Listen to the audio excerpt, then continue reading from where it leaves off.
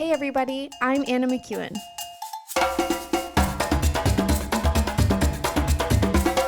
And now for Bob Switzer with the Epic Narrative. Well, welcome back to the Epic Narrative, everybody. It is good to have you here, as always. This week on the Epic Narrative, we're going to take a look at a very intense passage.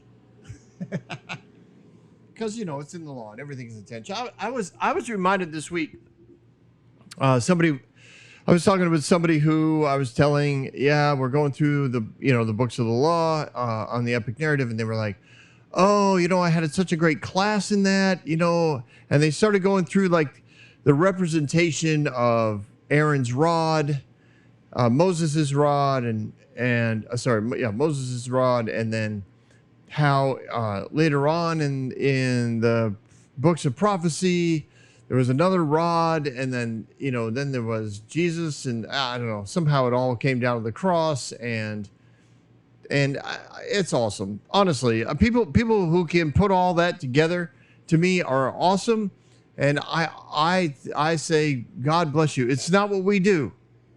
It's not, and if you've listened, you know that already. But you can ask, like, why not, Bob? I mean, why not do it all? Why not do it all? Because it's not.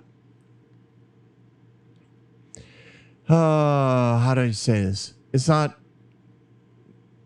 what I'm passionate about. I'm passionate about the goodness of God.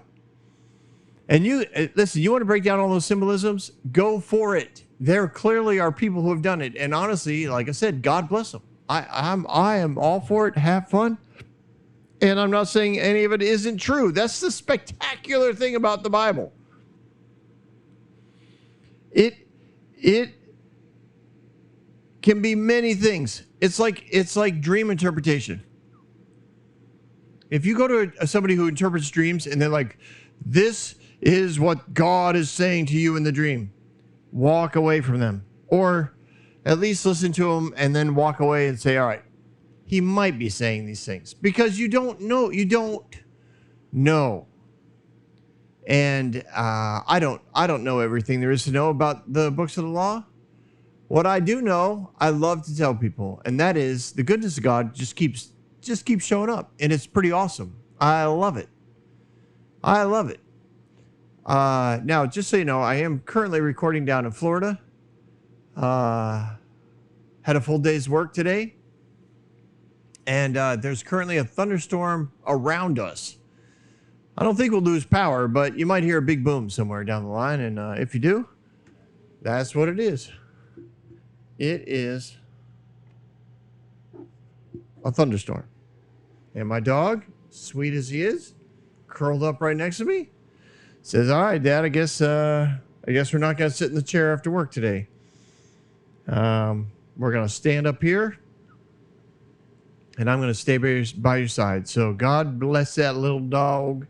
He's a good boy, that Zacapa. All right. We're looking at Leviticus chapters 26 and 27. Now in 26, 26 has a lot of phrasing that makes it look like God's going to do horrific things if anybody disobeys him. It's not even subtle. Verse 1, right? Do not make idols or set up an image or a sacred stone for yourselves, and do not place a carved stone in your land or bow down before it. I am the Lord your God. Observe my Sabbaths and have reverence, for my sanctuary. I am the Lord. If you follow my decrees and are careful to obey my commands, I will send you rain in the season, and the ground will yield its crops, and your threshing will continue until the grape harvest, and the grape harvest will continue until the planting. And you will eat all the food you want and live in safety of your land. I will grant you peace in your land, and you will lie down, and no one will take your land from you. You don't need to be afraid. I will remove all wild beasts from your land, and the sword will not pass through your country. You will pursue your enemies, and you will, and they will fall by the sword. 5 of you will chase 100, and 100 will chase 10,000. And your enemies will fall by the sword before you, and I will look on you with favor, and I will make fruitful and increase your numbers, and I will keep my covenant with you, And you will still be eating last year's harvest when you have to move it out to make room for the new. And I will put my dwelling place among you, and I will not abhor you. And I will walk among you and be your God, and you will be my people. I am the Lord your God who brought you up out of Egypt. And you will no longer be slaves in Egypt. I broke the bars of your yoke and enabled you to walk with your heads held high. But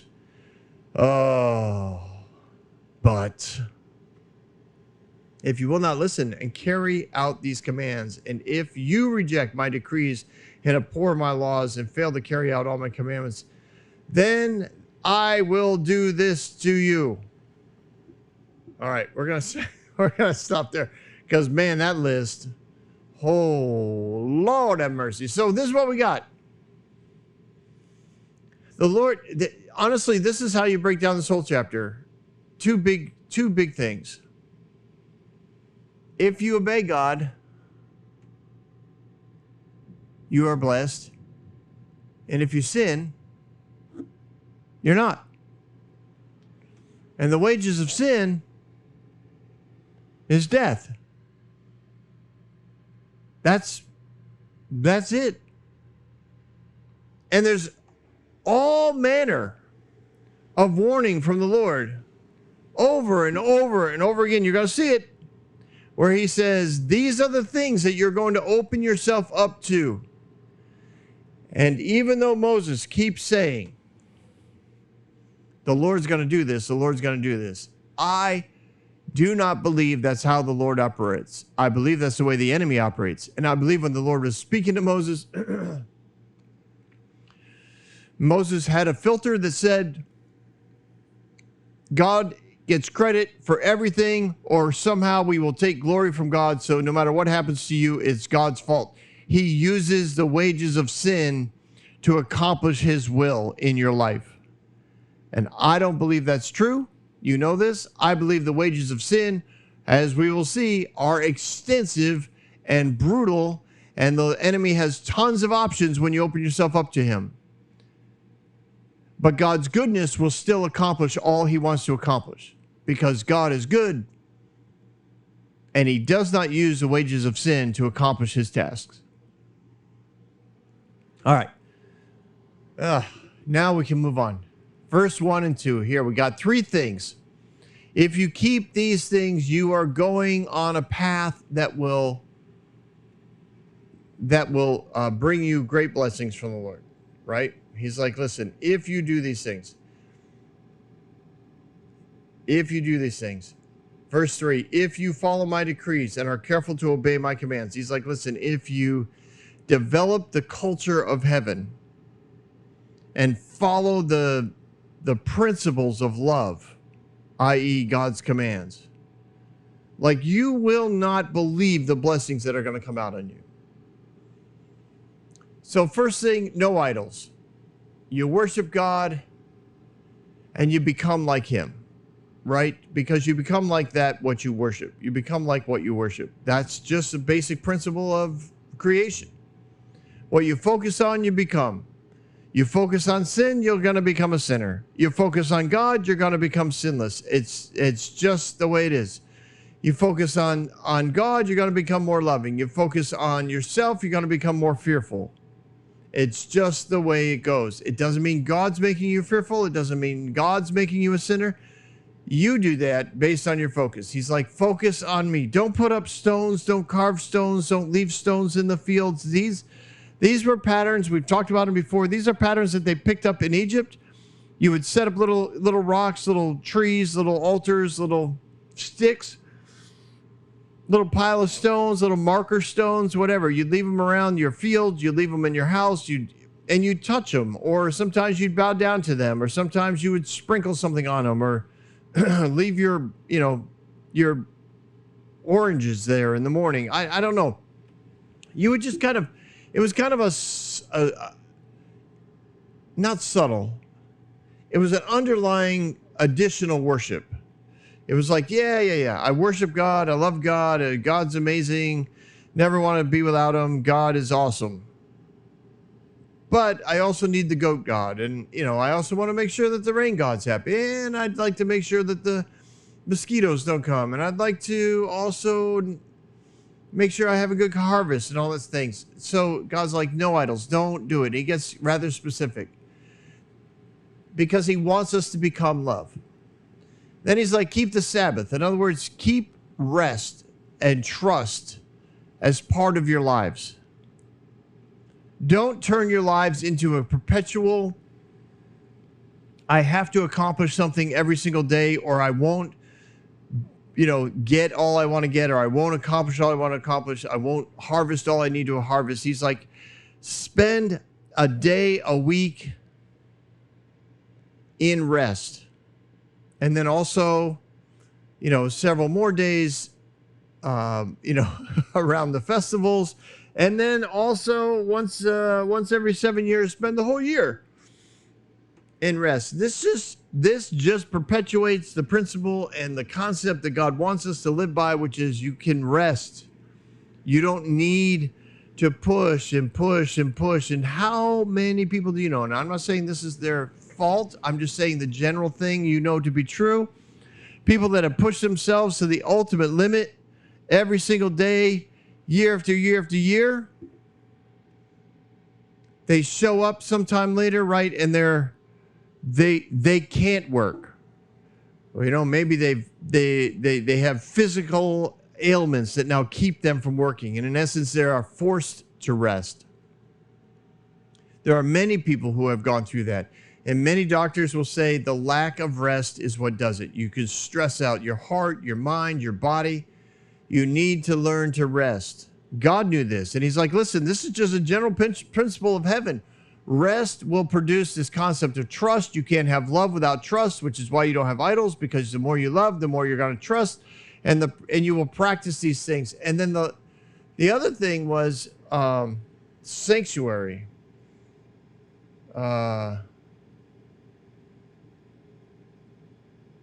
Sorry.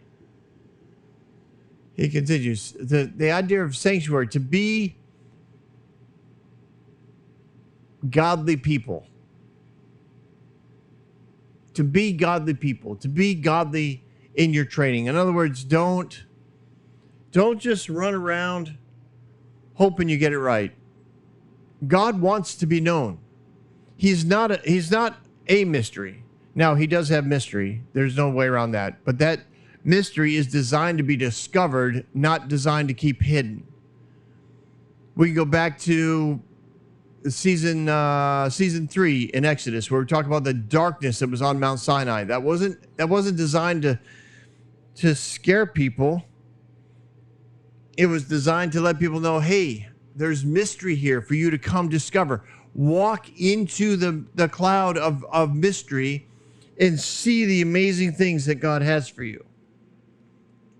And we can go to season 2, where we talk in Genesis, where we talk about the darkness, that he separated darkness from light. And the tradition is that the darkness was like clouds, and they would kind of roll around the creation, and you could step into one and bring light into that darkness, and you could discover mysteries. So when he says, I want you to be in training, he's like, I want you to discover me. I want you to discover who I am and what I'm like. Because part of the beauty and majesty of God is his mysteries. And then he goes through unbelievable benefits. You're going to have all kinds of success.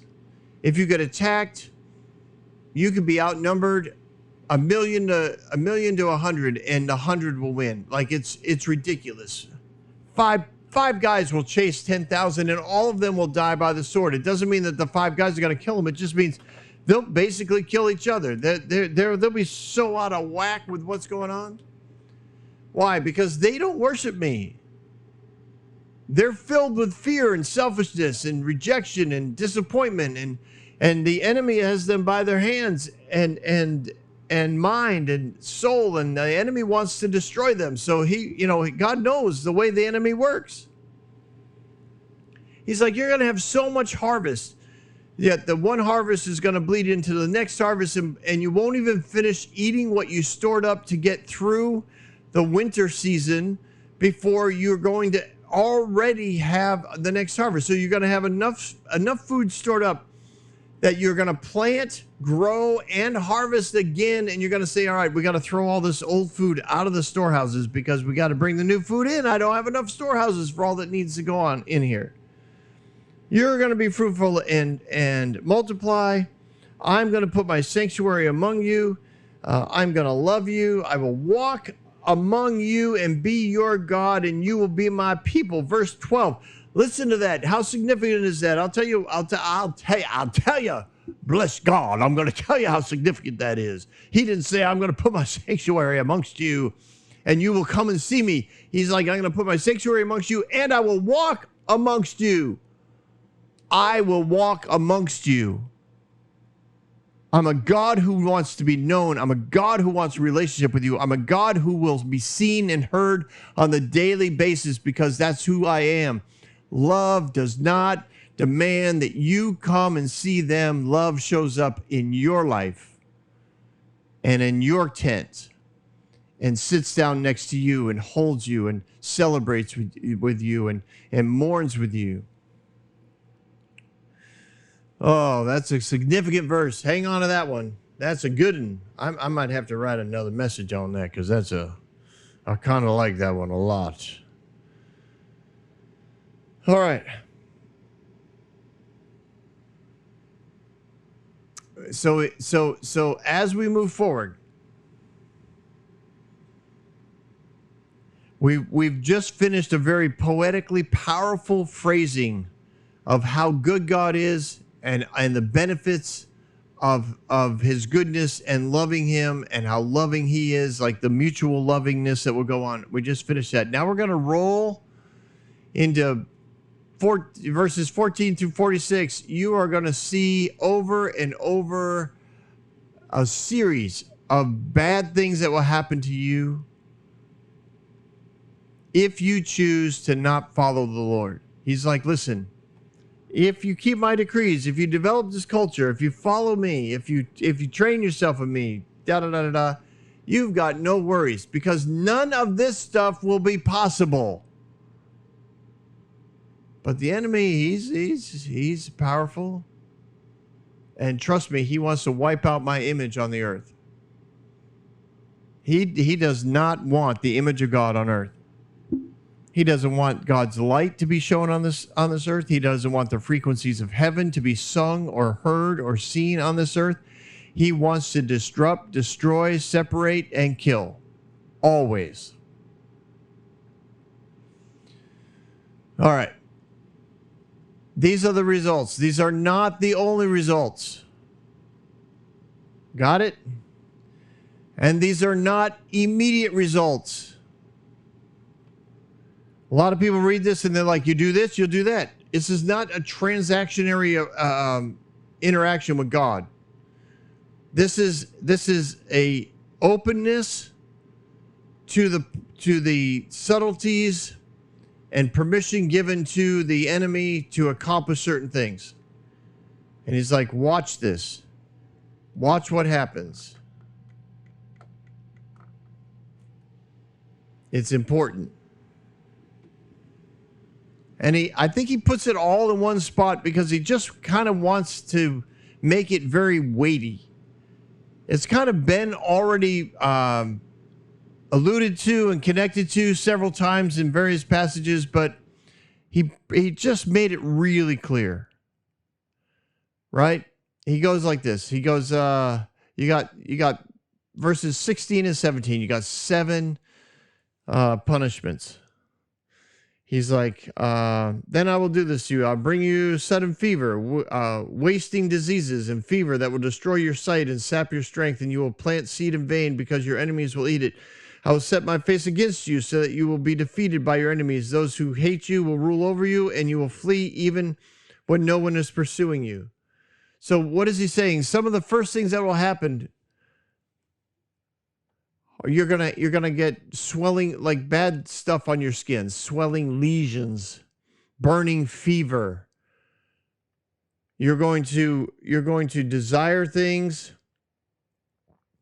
You know, those who hate you will rule over you. You're going to want freedom, but instead you're going to be under somebody else's control, because when you're not focused on God, then you generally you will give your freedoms over to somebody else in order to try and obtain peace. You will give away your freedom. He's like, that's not me. I'm not taking your freedom away. You're giving it away. And now people have control over you. Man, if that hasn't happened in the lives of so many people who lived in the land of the free, it's just what happens. You're going to be frustrated, longing to be free. Not going to happen. Your crops, number 4, your crops are going to be taken by your enemies. Number 5, you're going to lose to your enemies. Number 6, you're going to be taken over by foreign countries. Number 7, self-ruining fear. Self-driven fear. You will flee even when no one is pursuing you. Just the idea. Now, like I'll throw this out. You see people do this often when it comes to investments, like stock, investments. People get really freaked out, and out of fear, they just start running. I'm going to take all my money and bury it. I'm going to get all the cash. I need all the cash. And I'm not saying you shouldn't have stocks. I'm not saying you shouldn't be diversified or you should be diversified. I'm just saying often things like that are driven by fear. Economic choices driven by fear, even though no one's pursuing them. Just this feeling. I got this feeling. And that's the first series of bad things that'll happen to you. Then there's another series, verses 18 through 20. He's like, you're going to open yourself up to the destruction of the temple. You're going to have iron skies. In other words, no rain.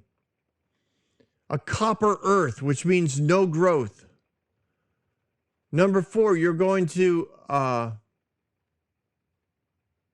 no reward for your work. You got to work like crazy. And you're not going to get any benefit from it. No crops. Despite all the work of planting, not going to end up with any harvest. Number 6, your fruit trees will stop expanding. See, the beautiful thing about fruit trees, right? You trim them, you prune them, you water them. And what are they filled with? Fruit. And what is each fruit filled with? More seed to expand. It's a beautiful thing. I don't know if you've ever been around a fruit tree that has been properly cared for, but when it is ready to be harvested, it is so heavy with fruit. Heavy with fruit. Like you look at it and think, how is all of that on there? And then other things, your fruit trees will fall before maturing. That's the second series of things you open yourself up to when you're sitting. Again, this is not immediate things. These are not,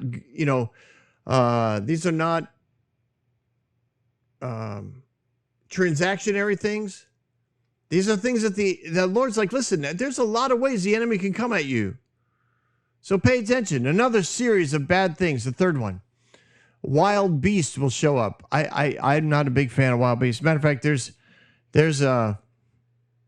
like we're by the ocean and I love to swim, but I do not like swimming in the ocean. The number of beasts that are out there. I'm telling you, just my imagination is not a friend of mine when I'm in the ocean or when I'm walking in the dark. My brain, I can't shut it off. I can't. And every little, if I'm in the ocean, everything's going on, and some little piece of seaweed touches me, internally, it's like, don't scream, please don't scream. Just turn slowly, see if you can recognize what happened. Like, oh, it's seaweed. Okay. People want to go scuba diving. They're like, hey, we're going to go to this reef, and it's really great. It's about 12, 15 feet deep. And then all of a sudden it drops to 195 feet.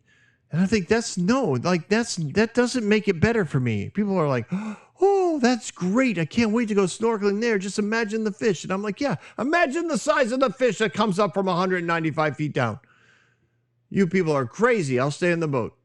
Anyways, that's just me. Sorry, wild beasts. Bob's like, give it a rest. I will. All right. Number 2,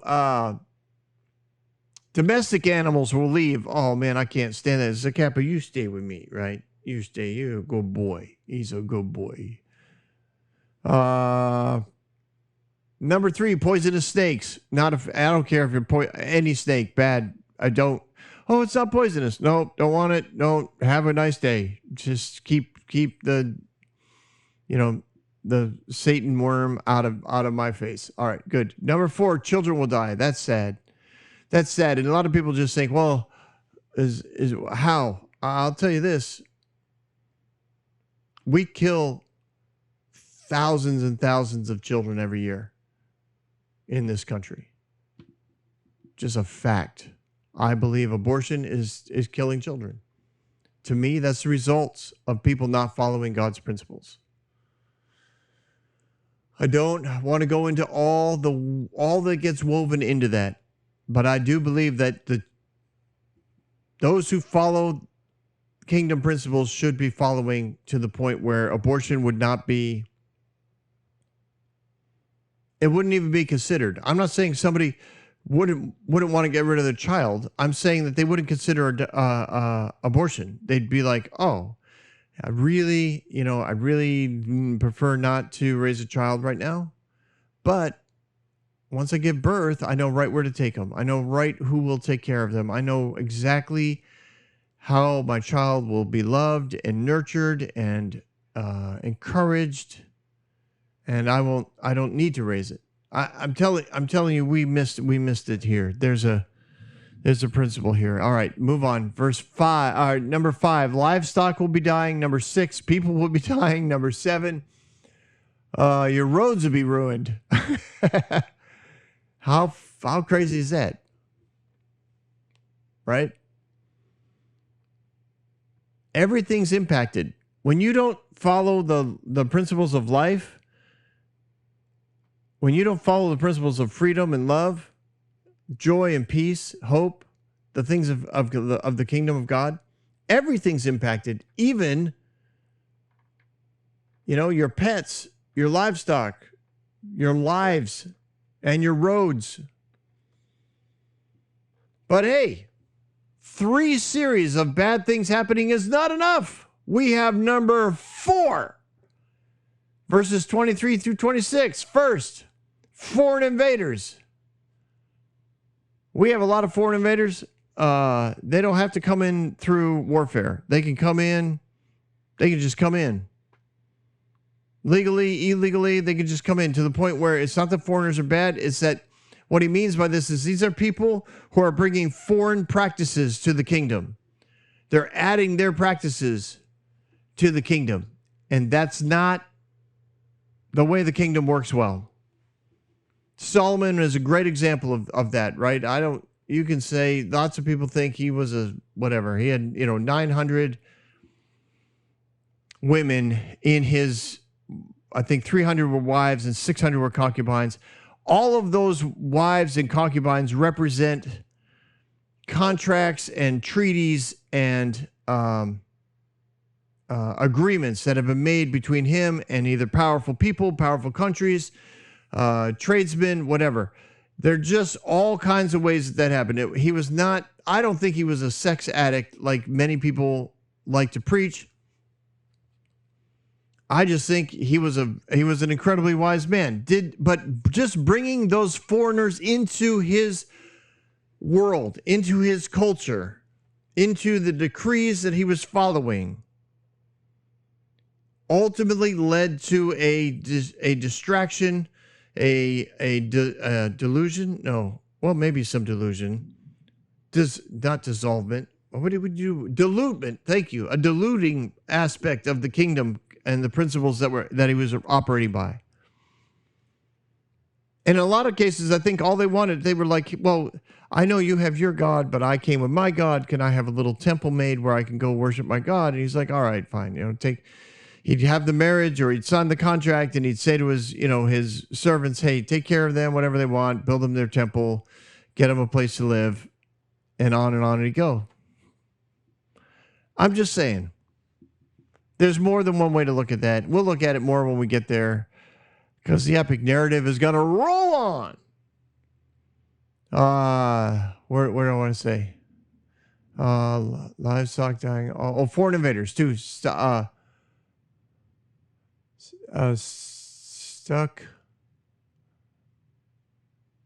Plagues. Sorry, sanitation. That's what I wanted to get to. Number 3. I'm sorry. I'm going to go ahead and get these verses because I can't. I wrote really small because this list kept getting longer. 23 through 26.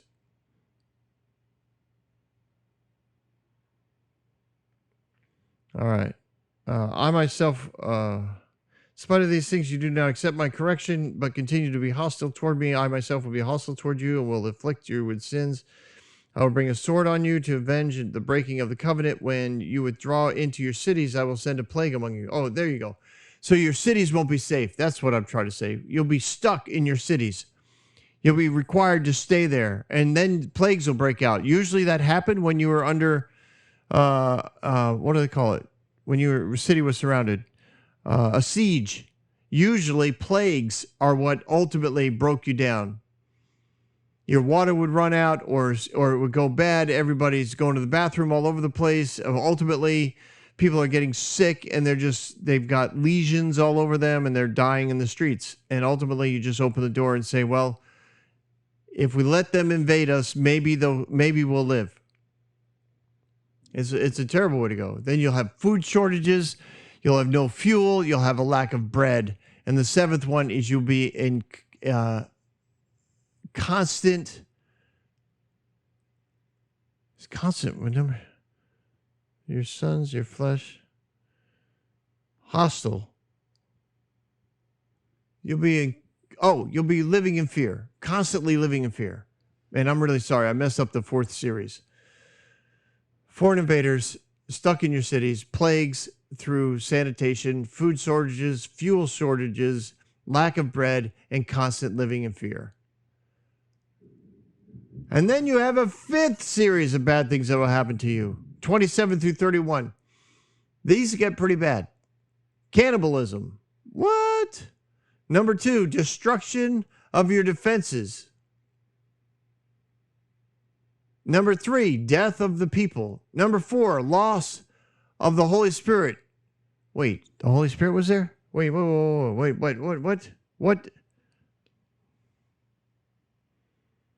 I will destroy your high places, cut down your incense altars, and pile your dead bodies on the lifeless forms of your idols, and I will abhor you. I will turn your cities into ruins by the day and lay waste to your sanctuaries. I will take no light in the pleasing aroma of your offerings. I myself will lay waste to the land of your enemies who live there will be appealed. I will scatter among you, among the nations. I will draw out my sword to pursue you. Your land will be laid to waste. Your cities will lie in ruins. Your land will enjoy its Sabbath years, all the times of desolates, and you are in this country of your enemies. Then the land will finally have the rest and the Sabbaths that it deserves. So we talked about that last week, right? We talked about the 70 years in Babylon. A lot of people do the math and they're like, see, they didn't give it the 7th year rest and the year of Jubilee rest. So God sent them to Babylon. No, but that's how it worked. That's how it worked. Your sanctuaries will be gone. Your land will lie desolate. Oh man, sorry, I keep trying to scroll.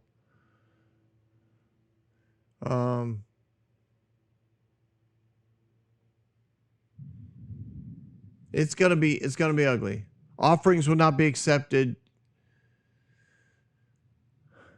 Verse 42, it says this, I will remember my covenant with Jacob and my covenant with Isaac and my covenant with Abraham, and I will remember the land. God's like, listen,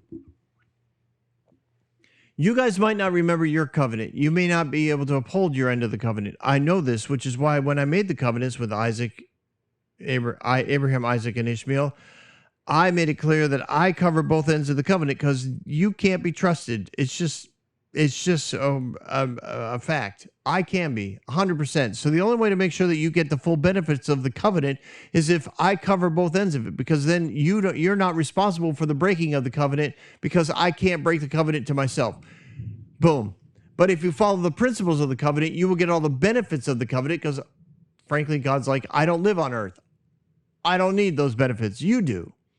So follow the principles of the covenant and live and benefit from it. That's what we're going with here. It's amazing and it's fun, and I'm here for you. So God continues. Again, some people believe in verse 43, it's a reference to the exile in Babylon, that God had somehow predetermined that this was going to happen. He's like, all right, I've already, basically, it's a predetermined transactionary activity here.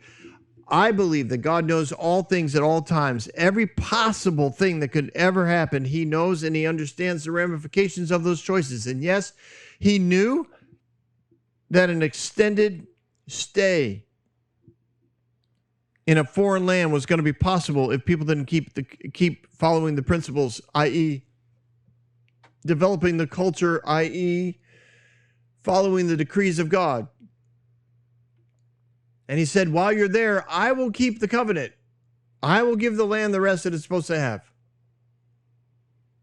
And if that's the part that the enemy used in order to exact this punishment on you, to try and take advantage of the fact that the land hasn't had its rest, then I will heal the land and I will bring it back.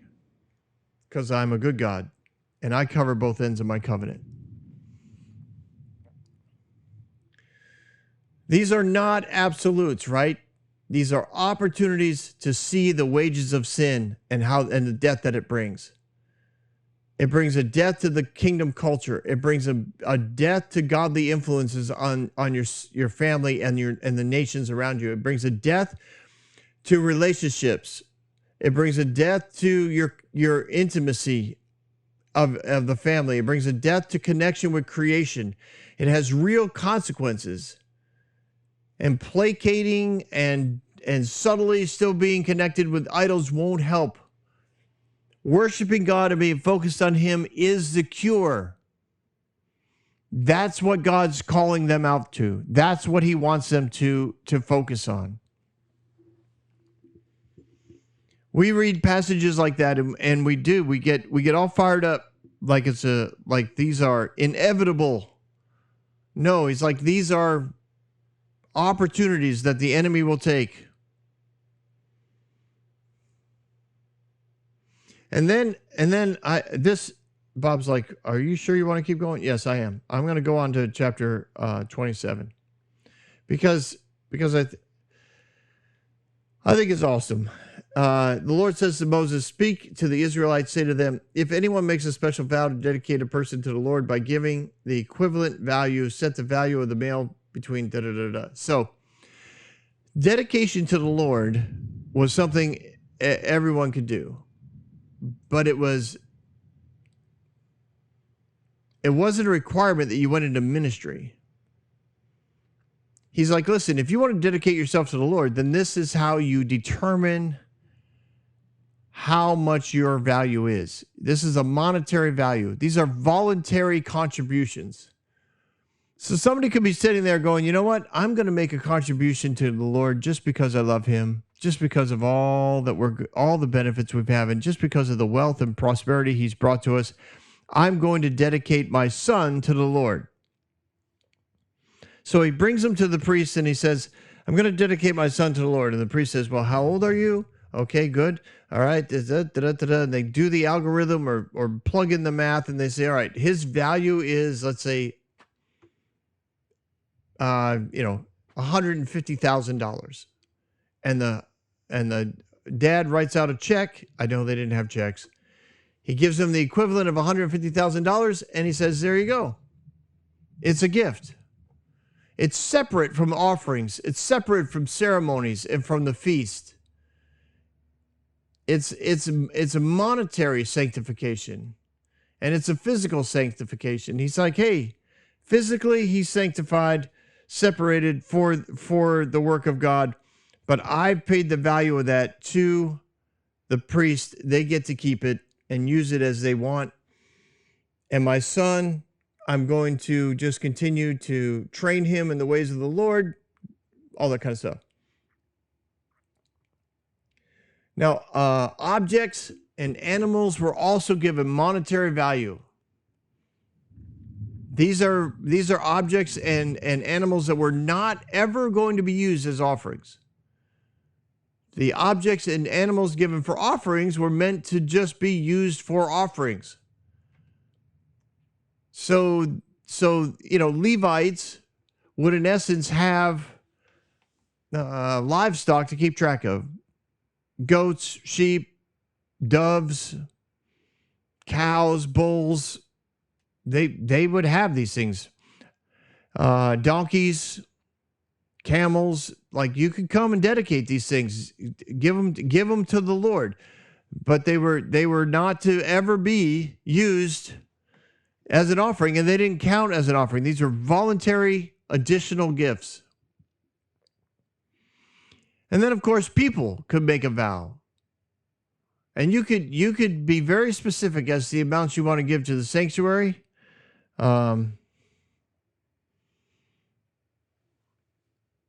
These were monetary values in and of themselves, and the value of these things were determined by the age and the gender of the person that was being making the vow. But the money went to the temple, to the treasury for maintenance, for expenditures, to take care of families. And this is another kind of cool thing. If you read through the chapter, you could redeem your gifts back. So sometimes, somebody's like, I'm going to purchase land from my friend who is in real need of money. This goes back to the Jubilee stuff, okay? So the guy says, all right, I'm going to purchase your land, but I'm going to dedicate it to the temple.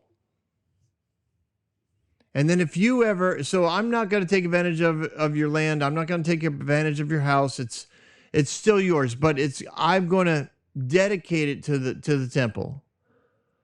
So when the year of Jubilee comes around,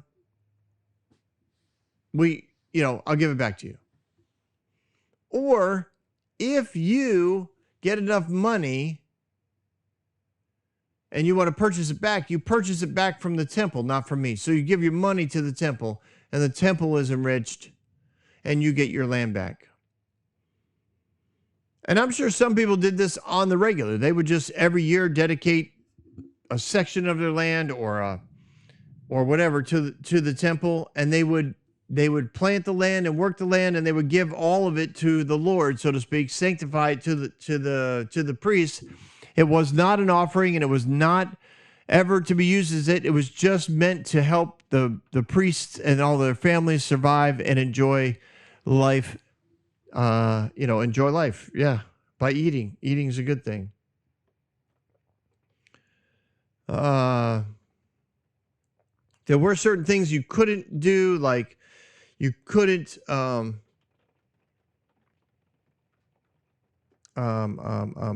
dedicate your firstborn son or firstborn animals, because those are already dedicated to the Lord. Every tithe of the herd and flock, every 10th animal that passes under the sheep's rod will be holy to the Lord. No one may pick out the good from the bad, make substitution. If anyone does make a substitution, both the animal and his substitute become holy and cannot be redeemed. These are the commandments of the Lord. So when it came to dedicating a tenth of your flock, you would count it. Every 10th one would be separated out. You couldn't look at it and be like, no, this one's a really good one. I'm going to keep that one. I'm going to send the other one over and give it to the priest. Like, you just had to take what came. It's very, it gets a little specific, because I think a lot of people like to play games. A lot of people like to be subtle in like, well, I'm dedicated to the Lord, but maybe not dedicated as much as I should be. But that's okay. I look good, or I sound good, or I walk through the motions good, like I did the right thing, but yada, yada. So this particular chapter to me is just a nice way of reminding people after a chapter of look at all that could go wrong if you don't follow the principles. God's like, but look at all the opportunity you have just to bless and be blessed. You can just keep on giving. You can just voluntarily do more than I've ever asked you to do, just out of response to my love and kindness and hope and joy and peace. And that's really the kingdom. So I bless you all with love, joy, peace, and hope, and the kingdom of heaven be upon you, because you all are awesome. And I'll see you again next week on The Epic Narrative. Don't go anywhere. We've got Bob Thoughts. Okay, everyone. Well, I got a little different one for you today. It really has nothing to do with this particular episode. But I hope you enjoyed it. Anyways, I was asked after the last Bob's Thoughts about, the people who thought I was on drugs in order to be this happy. Do I ever get offended? And I know I've mentioned it in the Epic Narrative periodically. I don't know what season it was, but I'm sure I went off on it because, I run down rabbit trails all the time. But I was, I mean, the answer is no. I gave it up. That's what I tell people. I gave up being offended. And that's not it was a decision on a particular day, but I had grown into that decision. I had worked my way there. So I learned a long time ago some really good communication tools. They're not the only communication tools in the world, but they're really good ones. And for what it's worth, probably Danny Silk's Keep Your Love On comes the closest. I think he has 6 main things, main principles to keep an eye on to help you communicate well. I learned 5, but the 6 and the 5 are honestly very, very close. So anyways, if you want something to read on good communication tools, I highly recommend Danny Silk's book on Keep Your Love On. Anyways, so one of those things is everything makes sense, has an emotional cost and an emotional reward. And you don't do things that cost you more than the reward. And usually when the reward is kind of lowering, that's when you start to debate whether or not you really want to keep doing that thing again. So I know, big principle. I'm not going to go into it, but it worked. And so there were, every time, whatever, I wanted to understand myself, I would ask myself those questions. Of course, I also use that question to help other people understand themselves, as I was at the time in the ministry, and people would come to me for counseling. Blah, blah, blah, blah. Sorry. I didn't realize this was going to take me 15 minutes. It probably won't, but hopefully it won't. Anyways,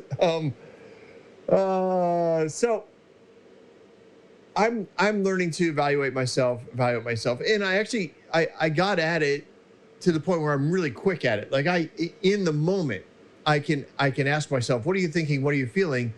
And I bump it up against the life of Jesus, i.e. the Word of God. And then I also bump it up against the Bible and the biblical, some of the biblical kingdom principles that are there. And if it doesn't match up, I say, okay, then I need to adjust. Like this is a me issue that needs, I need to make a difference, make a change. So I was sitting in a meeting with, it was a guest speaker. I want to say it was Steve Backlund. Now, I love Steve Backlund. I'm not saying everything he says I agree with. I do think he has a punitive God. At least he did for a long time. But I love his stuff about God being good, God being better than you think, always finding hope, always finding opportunity, all that stuff. He's, so good. Lies. So good at exposing lies that religion tells us and replacing them with truth that, come from the kingdom. So Steve Backlund, amazing. If you don't know him, get to know him. His books are like 30 pages long, but they'll rock your world. All right, on with the show. Bob, why you take so long doing these thoughts? Because they are my thoughts. Leave me alone, Bob. You just stay back there. They're my thoughts. That's why they're at the end of the podcast. Quiet. Sorry. He's so intrusive sometimes. All right. So I believe it was him. It might not have been, but I believe it was him. But somewhere in there, he just said the phrase that Jesus was never offended. Now, I know that some of you are thinking, well, what about Jesus in the temple? And I would refer you once again to a bonus episode somewhere around episode 23 or 26, somewhere in there in season 1. It's a bonus episode, Jesus in the temple. It actually might be out in print, not print, but as an ebook fairly soon. Somebody actually took the transcription, did some editing, and sent it to me and basically said, I really think this should be a book. So I appreciated all the work. His name was Andrew. He's amazing. He listens quite often. You might even hear this. But Andrew, thank you so much. But I'll do some work. Hopefully that'll be out. But anyways, if you want to know about Jesus in the temple, you can go check that out. Season 1 is a bonus episode, so it doesn't have a number. Anyway, so I sit there and I'm thinking, he wasn't offended. If he wasn't, I'm not gonna get offended anymore. I'm just not. So when I would feel offense, and if I do now, like if I feel offense rising within me, I immediately ask myself those questions. Like, what are you thinking? What are you feeling? What are you thinking? What are you feeling? And I've never come up against something that was offensive that wasn't a me problem. I had something I had to adjust. I had something I needed to work on to become more Christ-like, to become more kingdom, put those kingdom filters in the way that I view things. And so when that's why, like when she said that, I just started laughing because I thought, this is really funny. I'm not offended that someone thinks I'm on drugs. I'm really not. And there are times that, in my current job, there are guests that come into the RV park and they just blatantly ignore the rules, just ignore them. And you speak to them about them and they look at you like, even though you literally saw them break the rules, they look at you like you're an idiot. And how would you dare accuse them of such a thing? And that's easy. Those used to be easy places for me to become offended. And now I just smile. And I say, all right, I'm not going to be offended, but I may be curious about something. And so I will ask questions out of curiosity. And there may be times that I find that, because of their perspective, whoever offended or whatever happened, like because of their perspective, I can understand why they did it. And in that understanding, I may not necessarily agree with what they did anymore, but at least I understand it. But again, those come from staying curious versus being offended. That comes from being loving instead of being offended. It comes from being filled with optimism instead of being pessimistic. And it comes from being, I think, living in an identity of being a child of God and not a victim. Because victims are constantly offended.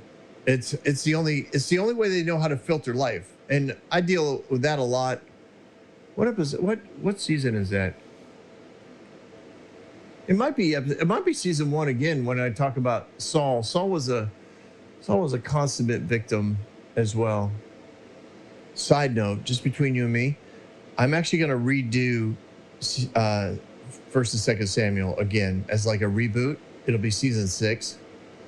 I love what's coming out of season 4, and season 5 has got me really excited because I'm writing notes for that. I'll start recording that soon. But man, season 6 coming in rhythm with the rest of the epic narrative. I just think, if you liked the way David came, the life of David came out in season 1, I think season 6 is going to be off the freaking charts. All right, that's a secret. Don't tell people I'm doing that. Bob. Oh, you're right. All right, he's right. You're right. I'm sorry. Okay. I suppose everybody heard that, probably knows that now. Anyways, those are my, whoa! We got a radio on. My current job, I carry a radio. I forgot it was on. Delvin's talked on it for so long. Anyways, I hope that helps you. a little bit of my personal journey. And as always, feel free to ask questions, email me, and let's talk. You guys are awesome. Appreciate you guys being out there. Looking forward to the next episode, which will be episode 19. We are flying through these books of the law. Can you believe how much fun this is? It's crazy. I didn't think it'd be this much fun. I really didn't. Anyways, hope you have a great day. Thanks for being here, everyone. See you next week.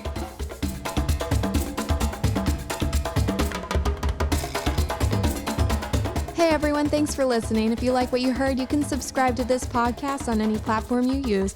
You can also reach out to Bob for questions or booking at thebobswitzer.com or email him at thebobswitzer@gmail.com. See you next week, guys.